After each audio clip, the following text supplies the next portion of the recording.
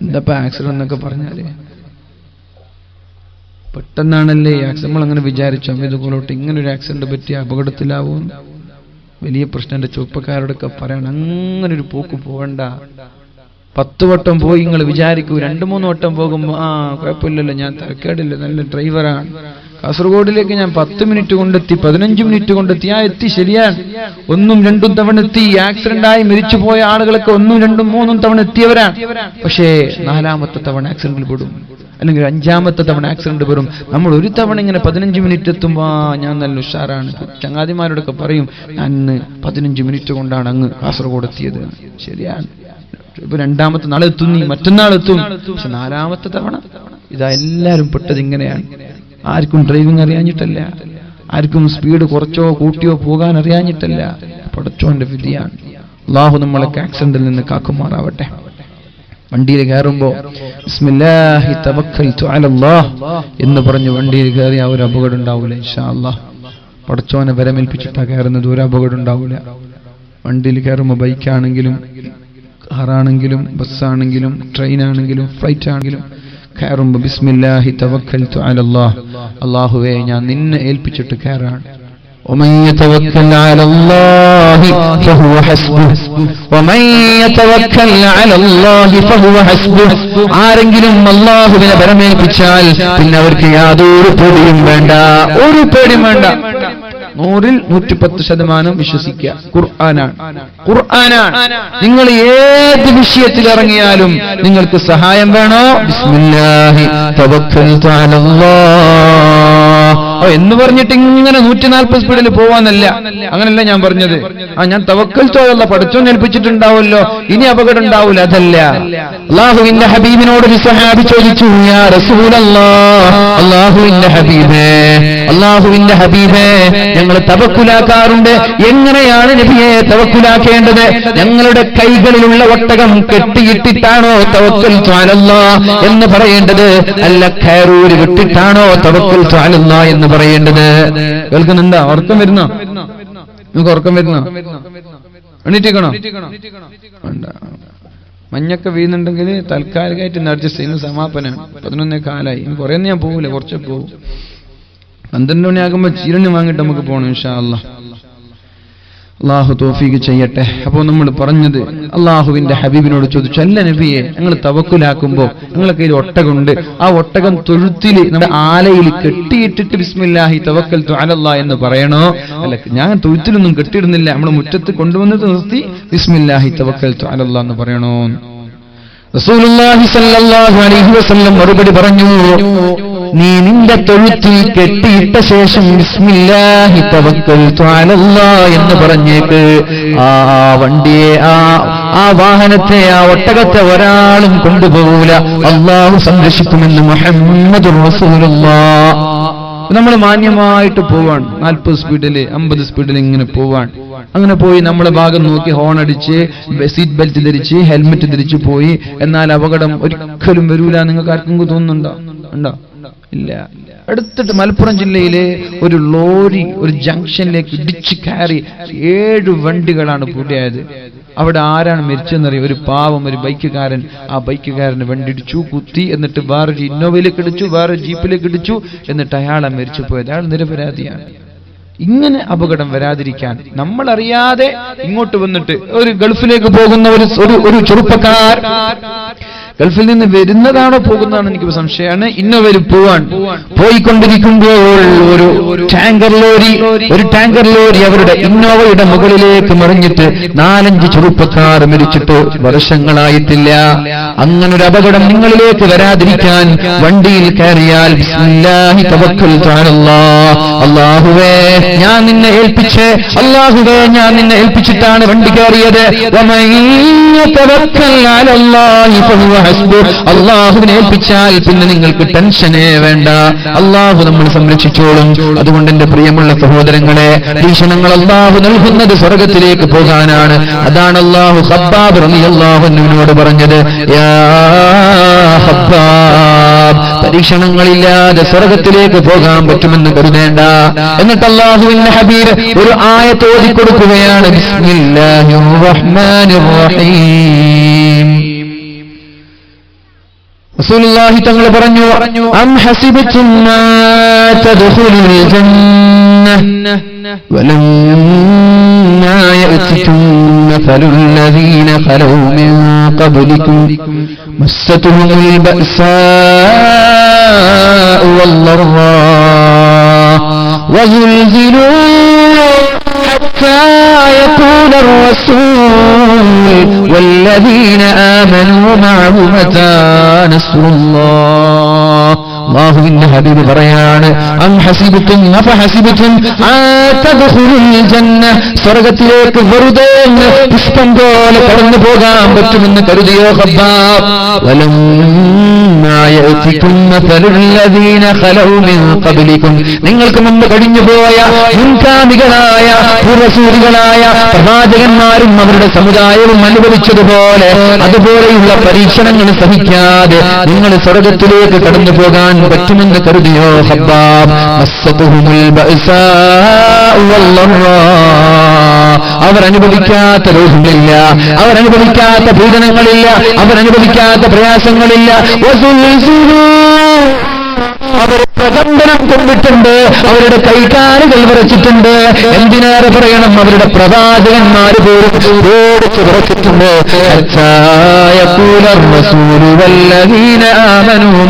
എന്നിട്ട് അവരുടെ പ്രവാചകനും അവരുടെ കൂടെയുള്ള ആളുകളും അല്ലാഹുവിനോട് സഹിക്കാൻ കഴിയാതെ ചോദിക്കാൻ തുടങ്ങി, അല്ലാഹുവേ, എത്ര കാലമാണ് ഈ പരീക്ഷണങ്ങൾ സഹിക്കുന്നത്? എത്ര കാലമാണ് ഈ പ്രയാസം സഹിക്കുന്നത്? എന്നാണ് നിന്റെ വിജയം വരിക? എന്നാണ് നിന്റെ സന്തോഷം വരിക? എന്നാണ് നിന്റെ സമാധാനം വരിക? അതുകൊണ്ട് വിജയം തരണേ, വിജയം തരണേ എന്ന മഹാന്മാരായ പ്രവാചകന്മാർ പോലും അല്ലാഹുവിനോട് ചോദിച്ചിട്ടുണ്ട്. ഖബ്ബാബ്, ഇതുപോലെ പ്രയാസങ്ങൾ സഹിക്കാതെ സ്വർഗം ലഭിക്കുകയില്ല എന്ന് പറയുമ്പോൾ ഇവിടെ ഒരുമിച്ച് കൂടിയ സഹോദരിമാരോട് സഹോദരന്മാരോട് പറയാനുള്ളത്, ജീവിതത്തിൽ പ്രയാസങ്ങളുണ്ടെങ്കിൽ അത് അല്ലാഹുവിലേക്ക് അടുക്കാനുള്ള മാർഗമാണ്. അല്ലാഹു ക്ഷമിക്കാനുള്ള തൗഫീഖ് നൽകുമാറാവട്ടെ. പക്ഷെ സ്വർഗത്തെ നമ്മൾ ചോദിക്കണം, സ്വർഗത്തെ ചോദിക്കണം. റസൂലുള്ളാഹി സ്വല്ലല്ലാഹു അലൈഹി വസല്ലം പറഞ്ഞു, മാ മിൻ അബ്ദിൻ മുസ്ലിമിൻ യുഫതല മിൻ സ്വലാത്തി, ഒരു മുസ്ലിമായ സഹോദരൻ നിസ്കാരത്തിൽ നിന്ന് സലാം വീട്ടിയാൽ, നിസ്കാരത്തിൽ നിന്ന് സലാം വീട്ടിയാൽ, വലം യസ്അലില്ലാഹൽ ജന്ന, നിസ്കാരത്തിൽ നിന്ന് സലാം വീട്ടി പൊടിയും തട്ടി എണീറ്റോടേണ്ട ചെറുപ്പക്കാരാ, എന്റെ ചെറുപ്പക്കാരാ, നിങ്ങളോട് ഞാൻ പറയട്ടെ, നിസ്കാരം കഴിഞ്ഞാൽ പൊടിയും തട്ടി എണീറ്റ് ഓടിപ്പോവണ്ട. കുറച്ച് സമയം ഇവിടെ ഇരിക്കേ, കുറച്ച് സമയം ഇവിടെ ഇരിക്കേ. വലം യസ്അലില്ലാഹൽ ജന്നത സലാത്ത, നിസ്കാരം കഴിഞ്ഞ് 3 തവണ അല്ലാഹുവിനോട് സ്വർഗം ചോദിച്ചില്ലെങ്കിൽ ഇല്ലാ ഖാലത്തുൽ ജന്ന, സ്വർഗം അല്ലാഹുവിനോട് പറയുമത്രേ, യാ റബ്ബി യാ റബ്ബ്, അല്ലാഹുവേ അല്ലാഹുവേ, അബ്ദുക ഫുലാനുൻ ഫതല മിൻ സലാത്തി, നിന്റെ ഇന്നാലിന്ന അടിമ നിസ്കാരം കഴിഞ്ഞു, വലം യസ്അൽക തുദ്ഖിലഹുൽ ജന്ന, പക്ഷേ അയാളെ സ്വർഗത്തിലേക്ക് കൊണ്ടുപോകണമെന്ന് പറഞ്ഞിട്ടില്ലല്ലോ. നിസ്കാരം കഴിഞ്ഞിട്ട് സ്വർഗത്തിൽ പ്രവേശിപ്പിക്കാൻ നിന്നോട് ദുആ ചെയ്തിട്ടില്ലല്ലോ. വൃത്തികെട്ട ചെറുപ്പക്കാരൻ, എന്തോ ഒരു മോശക്കാരനാണ് അയാൾ വൃത്തികെട്ടവനാണ് എന്ന് സ്വർഗം അല്ലാഹുവിനോട് പറയുമെന്ന് മുഹമ്മദുർ റസൂലുള്ളാഹി സ്വല്ലല്ലാഹു അലൈഹി വസല്ലം പറയാണ്. എന്നിട്ട് അല്ലാഹുവിന്റെ ഹബീബ് പറഞ്ഞു, വഇദാ തലബൽ അബ്ദു മിർ റബ്ബിഹിൽ ജന്ന, ഒരാൾ നിസ്കാര ശേഷം 3 തവണ അല്ലാഹുവിനോട് സ്വർഗം ചോദിച്ചാൽ ഖാലത്തുൽ ജന്ന, സ്വർഗം അല്ലാഹുവിനോട് പറയുമത്രേ, യാ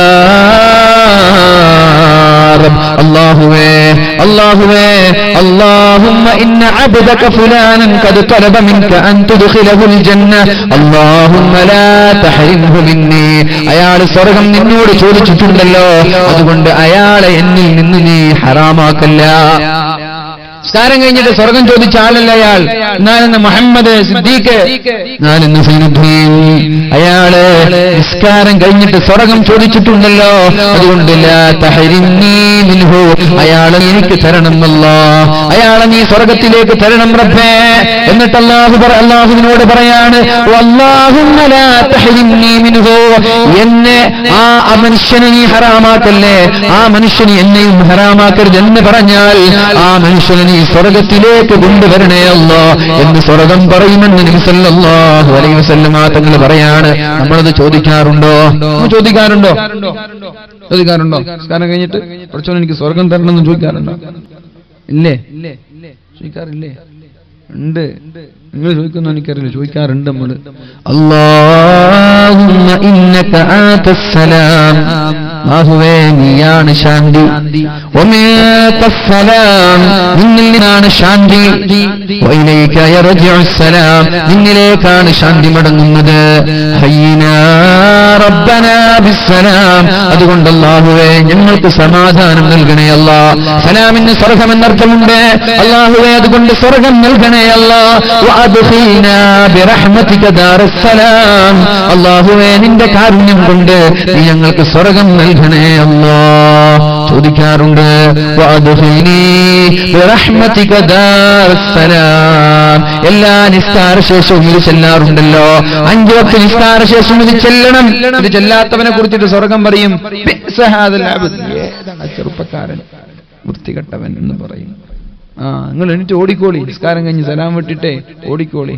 സ്വർഗ്ഗങ്ങളെ കുറിച്ച് പറയുന്നത് ഇതാണ്, മനസ്സിലായി. അതുകൊണ്ട് ഇത് അറിയില്ലേ, പഠിച്ചോൻ എനിക്ക് നീ സ്വർഗ്ഗം തരണമെങ്കിലും ഒന്ന് നിസ്കാര ശേഷം ദുആ ചെയ്യ്. അല്ലാഹു നമ്മൾക്കൊക്കെ സ്വർഗ്ഗം നൽകട്ടെ, അല്ലാഹു നമ്മൾക്ക് സ്വർഗ്ഗം നൽകുമാറാവട്ടെ.